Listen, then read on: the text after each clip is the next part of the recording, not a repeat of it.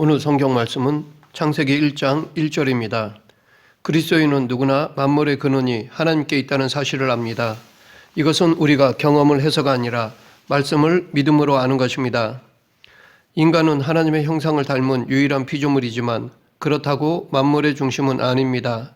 그런데 사람들 중에는 세상의 중심을 자기라고 생각하는 사람들이 있습니다. 또 그렇게 가르치는 종교도 있습니다.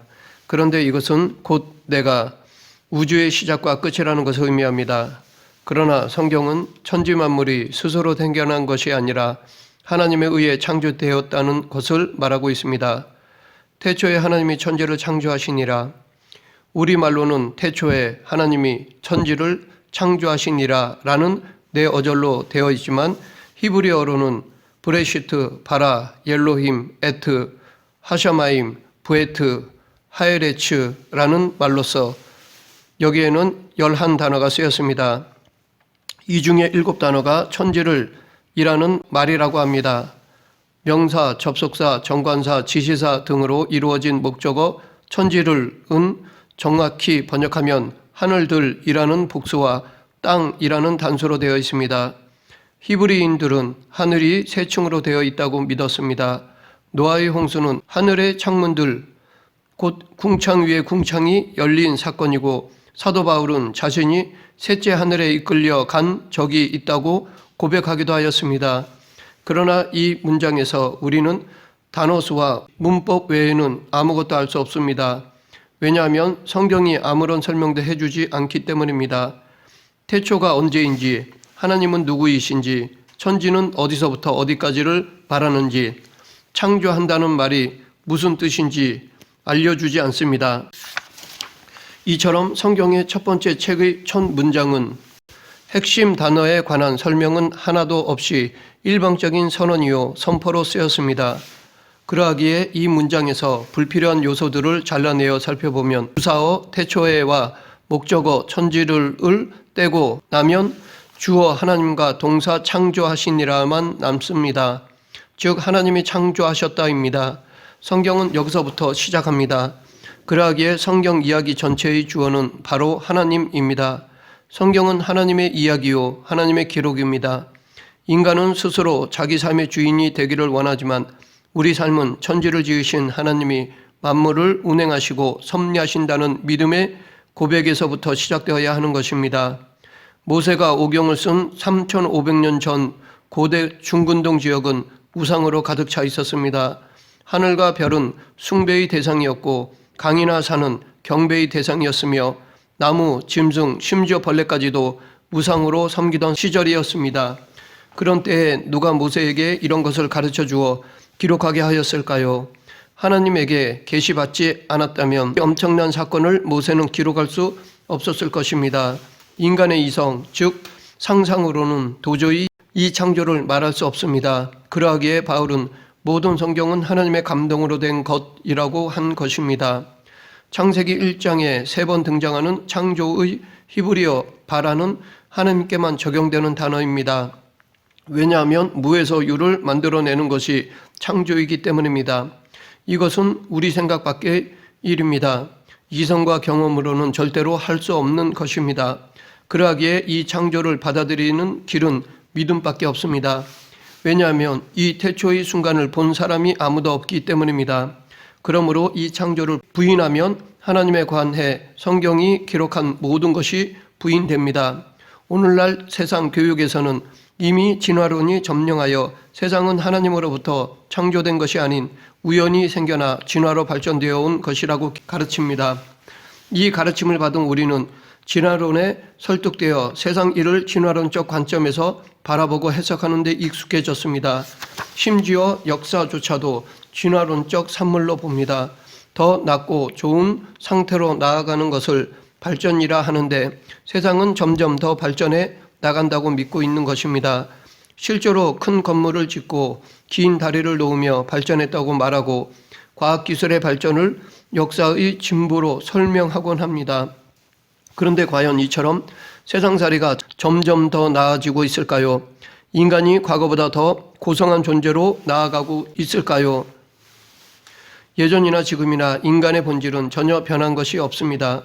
자기중심적이고 세상적인 부귀영화, 쾌락을 좋아하는 것에는 변함이 없습니다. 단지 물질 문명만 바뀌었을 뿐이지 인간의 본질은 전혀 변함이 없습니다. 예전 사람들보다 지금 사람이 더 선하고 의롭거나 더 세련되었다고 볼 수 없습니다. 진화되지 않았습니다. 그럼에도 많은 사람들이 이 진화론을 맹목적으로 믿고 있습니다. 하지만 이 진화론으로는 절대로 설명할 수 없는 것이 있는데 그것은 바로 이 세상의 시작, 즉 이 세상의 근원에 관한 것입니다. 물론 약 137억 년 전 초고온, 초고밀도 상태에 있던 어떤 물질이 대폭발을 일으켜 팽창해 나감으로써 우주가 생겨났다는 빅뱅 이론으로 우주의 생성을 설명을 합니다. 그런데 이것도 문제가 있습니다. 뭐냐면 그러면 초고온, 초고밀도 상태의 물질은 어디서부터 비롯된 것인가 라는 문제입니다. 그리고 대폭발은 왜 일어난 것인가 라는 문제입니다. 그리고 137억 년이라는 시간은 정확한 것일까요? 이 현상을 관찰한 사람은 없습니다. 빅뱅을 경험한 사람은 아무도 없습니다. 또한 시간 안에 살아가는 사람이 시간 밖에서 일어난 사건의 시점을 안다는 것은 모순입니다. 그러고 보면 과학도 믿음에서 출발한다고 볼 수 있습니다. 그들이 주장하는 과학 이론도 가설 이전에 믿음으로 시작됩니다. 많은 과학자가 창조를 부인합니다. 인간의 이성과 경험의 영역 너머에서 일어난 일이니 검증할 길이 없으므로 창조를 인정하지 않을 수 있습니다. 그런데 문제는 세상의 시작을 말하는 것들 중에 성경에서 말하는 창조 말고는 달리 설명할 길이 없습니다. 성경에서 말하는 창조를 증명할 수는 없지만 성경이 말하는 창조 말고는 이 세상의 시작을 설명할 것이 없습니다. 다른 모든 주장들은 이성적으로 허점을 지적할 수 있고 오히려 그 주장들이 잘못된 것임을 증명할 수 있을 뿐입니다. 무에서 유가 나오기 위해서는 창조 외에는 없습니다. 이처럼 세상의 근원은 인간의 그 어떤 수고와 노력으로도 설명할 길이 없습니다.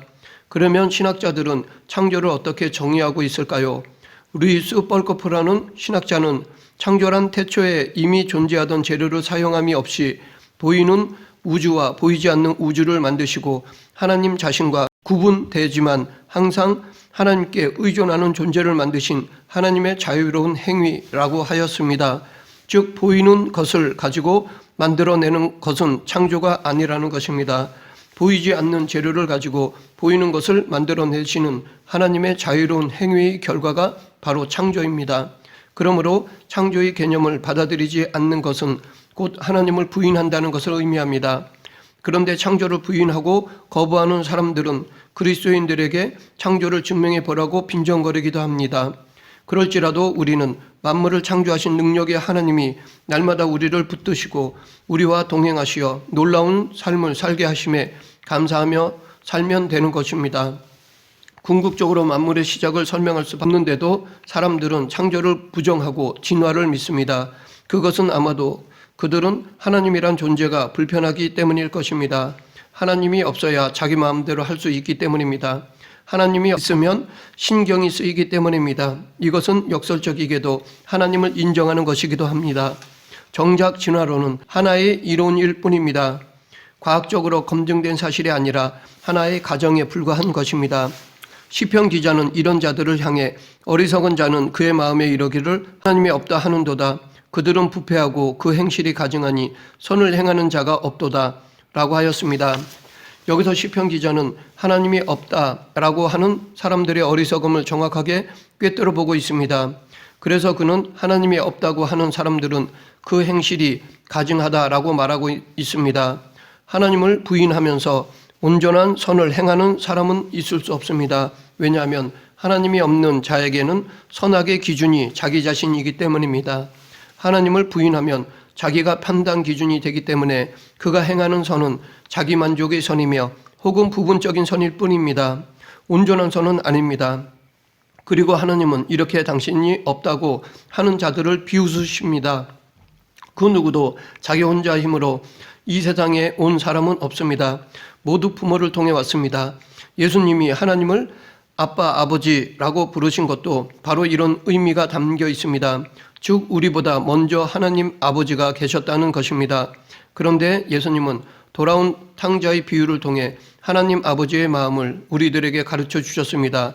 즉 하나님은 당신을 떠난 우리가 다시 당신께로 돌아오기를 바라시고 계시다는 것입니다. 그러하기에 이 비유는 단순히 집 나갔던 아들이 아버지께로 돌아오는 정도의 이야기가 아니라 온 피조물이 창조주 하나님에게로 돌아오는 것을 비유로 하신 것으로 받아들여야 할 것입니다.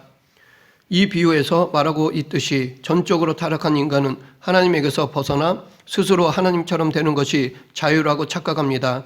그래서 자기 의지로 하나님을 떠납니다. 자기 힘으로 해낼 수 있고 자기가 가진 것으로 살아갈 수 있다고 믿습니다. 혼자서도 모든 것을 이룰 수 있다고 확신합니다.